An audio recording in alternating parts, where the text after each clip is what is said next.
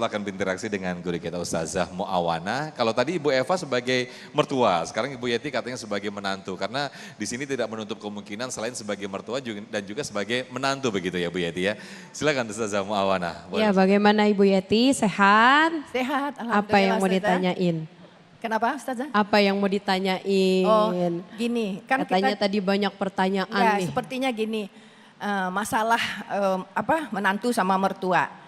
Tidak kita bisa pungkiri, banyak sekali terjadi. Karena itu mudah merupakan karakter. Nah, sebagai suami kan, kalau seorang istrinya itu tidak cocok dengan mertua, berantem terus, masalah terus. Nah, sebagai suami kan bingung. Bagaimana itu kiatnya Ustazah? Nah, makasih.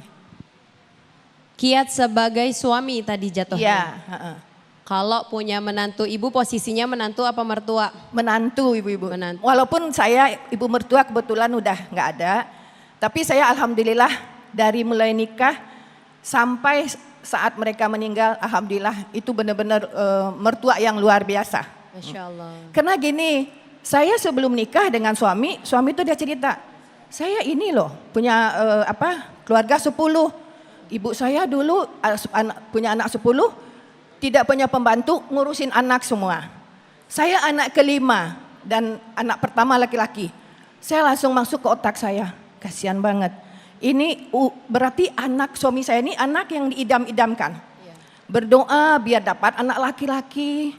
Kedua udah hamil 9 bulan, terus melahirkan, menyusui, menyekolahkan, terus ini udah jadi orang, udah dinikahkan, terus saya mau ngasihi suami, saya malu sekali dengan Allah. Jadi kalau misalnya pertama nikah 1 bulan, suami ngasih amplop, kasihkan buat mama papa. Saya bilang tidak, kasihkan sendiri. Itu lahan antara anak sama orang tuanya. Kalau saya ke menantu, rezeki saya tidak akan tertukar, saya bilang gitu. Terus akhirnya suami ngasihin, saya tidak pernah tahu suami itu ngasih ke keluarganya. Saya kan pendatang, dapat udah enak aja. Maksudnya suami udah berhasil, saya menikmati. Nah ini ibu-ibu sama adik-adik kakak-kakaknya kan mengalami hal-hal yang mereka berjuang. Itu yang saya ini kan. Jadi kalau misalnya suami cerita, dia ada apa-apa, dia cerita tentang dia keadaan. Mungkin buat bapak-bapak yang baru-baru nikah juga ya, untuk menginikan suami dengan mertua, dia harus cerita bagaimana dia dulu. Jadi si istri akan mencari posisinya. Ya itu yang saya sampaikan. Makasih. Ya. Oke, baik. Wah, pertanyaannya panjang, berarti jawabannya harus panjang. Ini Damai Indonesiaku sampai jam berapa ya? Maghrib kali. Sampai jam 5 katanya. Jujun, kita sampai jam 5 siap? Oh aman. Masya Allah. Alhamdulillah ibu posisinya menjadi menantu. Menantu, ya. Menjadi menantu yang mana kondisinya sudah enak katanya. Iya. Yang mana kita pertama dulu harus bersyukur. Kenapa bersyukur? Allah tempatkan kita punya suami soleh cetakan dari mertua kita. Kita punya suami baik hati itu cetakan mertua kita. Jadi nggak boleh gesek-gesek sama mertua, nggak boleh. Suami kita baik, yang didik siapa?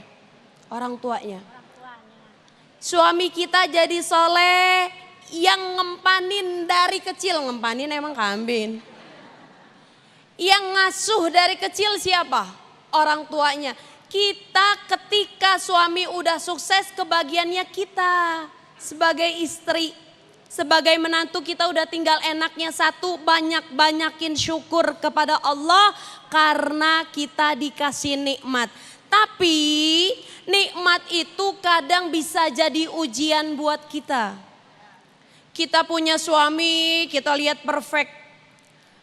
Rezekinya banyak, lihat mertua baik. Tapi ingat dalam kehidupan pasti ada aja yang namanya cobaan. Cobaan dari mana aja? Apa lempengan dari anak kita, betul ibu? Apa lempengan dari tetangga kita? Apa lempengan dari ipar-ipar atau kakak-kakak kita, betul? Jadi semua kita yang ada di dunia ini gak akan putus yang namanya ujian. Jadi ibu bersyukur banget. Dari kecil orang tua, tuh tadi Ustadz Kiai Juju udah bilang, anak 8 bisa diurus sama orang tua 2, betul? Tapi ketika udah besar, udah keluar ibu sekalian, orang tua tinggal berdua-dua. Yang awalnya tadinya berdua, ujungnya berdua lagi. Karena kalau udah nikah pada keluar, udah nikah pada keluar, udah nikah pada keluar, kewajiban kita tinggal berbakti. Kebaikan yang kita kasih buat mertua kita, kebaikan yang kita kasih buat orang tua kita, itu kebaikan akan berbalik kepada diri kita sendiri. Lihat Al-Quran surah Al-Isra ayat 7. In ahsantum ahsantum ilaikum. Kamu berbuat baik, padahal itu perbuatan baik itu buat kita sendiri. Jadi ada orang baik sama kita, dulunya orang tua kita pernah berbuat baik sama orang. Atau kita pernah punya sikap yang baik sama orang. Jadi nggak ada ruginya berbuat baik sama mertua. Ibu dapat mertua baik, dapat suami baik, ganteng lagi ya Bu ya. Saya belum lihat juga sih ganteng apa enggak. Punya suaminya baik, mertuanya baik, barangkali ini salah satu doa yang mustajab dari orang tua ibu. Orang tua Bu, kalau doain anak panjang kali lebar. Kadang-kadang orang tua suka lupa doain diri sendiri. Gara-gara suka mikirin doa buat anaknya. Ya Allah, anak saya lagi belajar, kasih kemudahan. Ya Allah, anak saya belum ketemu jodohnya, kasih jodoh yang seakidah, yang sekufu. Ya Allah, anak saya lagi usaha, kasih gampang usahanya. Padahal emaknya lagi melarat, betul gak Bu? Lupa doain diri sendiri. Tapi dia selalu ingat doain anak, mantu, cucunya.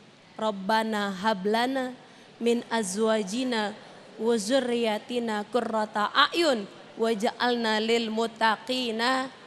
Jangan suka bedain mertua mah mertua, bukan. Mertua sama dengan orang tua. Yang mana bakti kita harus sama kepada orang tua. Karena kenapa? Nabi bilang siapa yang mau panjang umur, amin ngapa? Siapa yang mau rezekinya bertambah, falyabirru walidayhi, bakti ama orang tua. Pancingannya cuma satu, bakti ama orang tua, baik orang tua yang melahirkan, baik orang tua yang mengajarkan kita kenal kepada Allah, baik orang tua dari pasangan kita yaitu mertua. Gak ada batasannya, semua tiga-tiga mertua, tiga-tiga orang tua kita harus kita berbuat baik. Buat menjadi pancingan rezeki kita makin berkah, umur kita jadi panjang insya Allah. Baik, Masya Allah. Terima kasih Ustazah. Terima kasih Ustazah Muawana, terima kasih Kiai Haji Jujun, terima kasih. Siang hari ini Masya Allah kita belajar bersama-sama, kita mengevaluasi diri bersama-sama, kita bermuhasabah diri bersama-sama. Semoga kita semuanya menjadi mertua atau juga sebaliknya menjadi menantu yang juga bisa mendekatkan diri kepada Allah Subhanahu wa taala. Amin amin ya rabbal alamin. Di akhir segmen kita akan berdoa bersama-sama, tetaplah bersama kami di Damai Indonesiaku.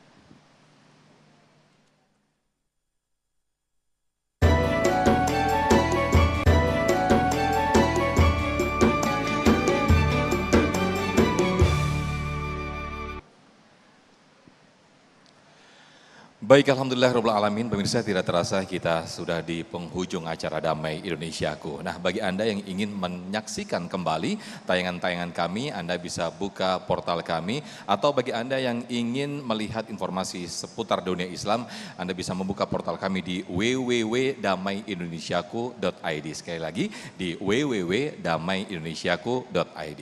Akhirnya saya Sofyan dan juga kru yang bertugas serta Sarung Wadimor, tentu Sarung kita mengucapkan terima kasih. Wabillahi taufiq wal hidayah. Wassalamualaikum warahmatullahi wabarakatuh. Baiklah ibu-ibu dan bapak-bapak, akhirnya kita bermunajat pada Allah. Semoga apa yang kita lakukan hari ini diridhoi oleh Allah Subhanahu wa taala. Allahumma shalli wa sallim ala sayyidina wa habibina wa syafi'ina wa maulana Muhammad wa sallim wa radiyallahu tabaraka wa taala an kulli sahabati rasul ajma'in. Amin.